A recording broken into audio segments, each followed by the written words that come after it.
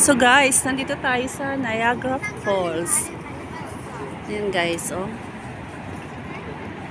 Ang lakas ng falls. Yan ang isa sa famous dito sa Canada. Andito po tayo sa Toronto, Canada. So ayan oh, marami ng tao. Nagsisimula nang dumami ang tao. Doon kami naka-stay guys sa Sheraton. So nandito yung mga activities. Pwede kayong mag-zipline. Yan, zipline guys. Yan. Ayun ang Toronto Tower. Tapos, anto. Andun guys, may downtown doon. So, talagang kayang-kayang lakarin. So, if gusto niyo pumasyal dito sa Niagara Falls, mas maganda dito mag-stay sa Sheraton. Kasi konting lakad lang. Konting lakad lang is nandito ka na oh, sa Niagara Falls.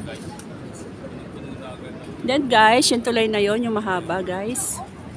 Sa kabila nun is US na.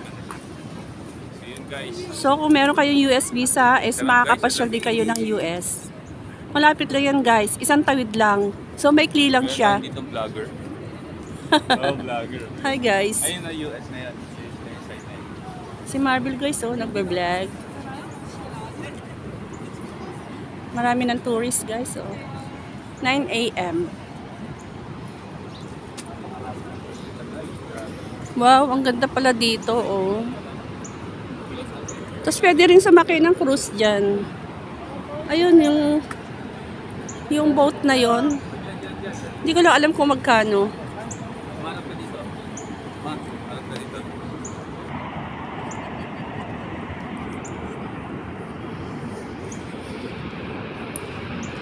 Ang ganda dito guys.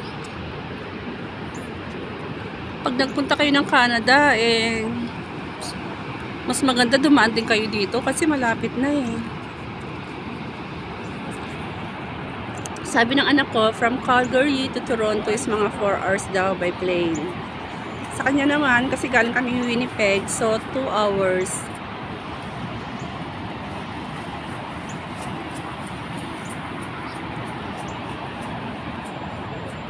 So dito guys, oh, kahit wala kayong car pwede kasi may bus. Yung bus talagang dumadaan dito. So from airport, magtitren lang kayo. Then sa station, meron dong bus papuntang Sheraton.